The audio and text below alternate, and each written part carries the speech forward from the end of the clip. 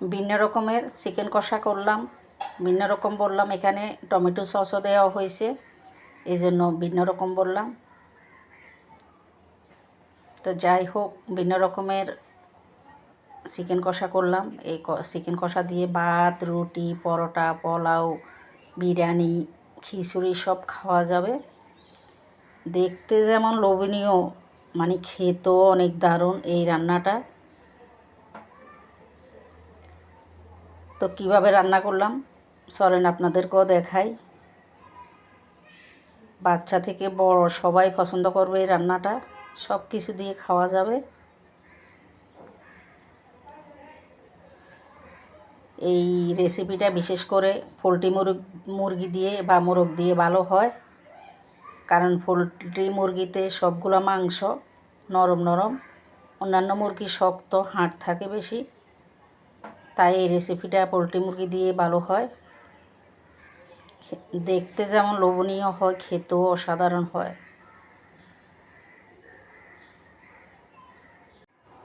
মুরগির মাংস কেটে ধুয়ে সব মশলা দিয়ে মেখে রেখে দিলাম, মানে ম্যারিনেট করে রেখে দিলাম 1 ঘন্টা। সব মশলা বলতে লবণ, হলুদ, মরিচ, জিরে গুঁড়া, আদা বাটা, রসুন বাটা, পেঁয়াজ বাটা, আবার পেঁয়াজ কাটাও দিলাম একটু, সরিষার তেল, সস, একটু টমেটো সস দিলাম। সব কিছু দিয়ে ম্যারিনেট করে রেখে দিলাম। এখন রান্নায় যাব। সসও দিলাম, কিন্তু একটু টমেটো সসও দিয়ে দিলাম, সরিষার তেল দিলাম। চুলায় চাপিয়ে দিলাম মেখে রাখা মুরগি বা ম্যারিনেট করা মুরগি। দেখে দিচ্ছি।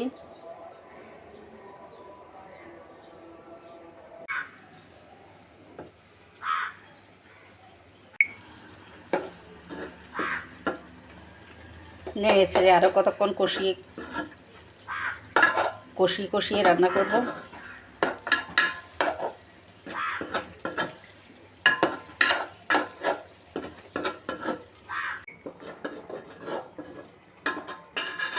মোটামুটি হয়ে আসছে রান্না।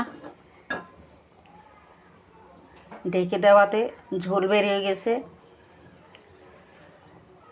আবার টমেটো সস দিলাম, সস দিলে এমনি জুসি জুসি হয়, একদম জুসি জুসি লাগতেছে ঝোলগুলা। অনেক লোভনীয়, খেতেও অনেক স্বাদ। ভাত, রুটি, পরোটা সব কিছু দিয়ে খাওয়া যায়, পোলাও, খিচুড়ি সব কিছু দিয়ে।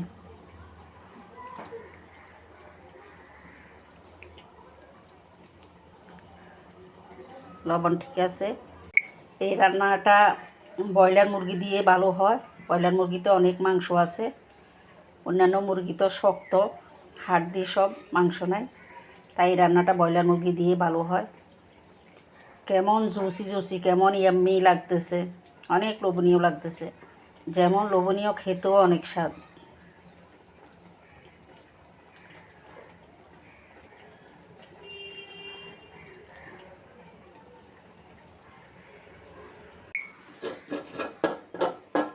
রান্না হয়ে গেল ঝাল চিকেন বা চিকেন কষা।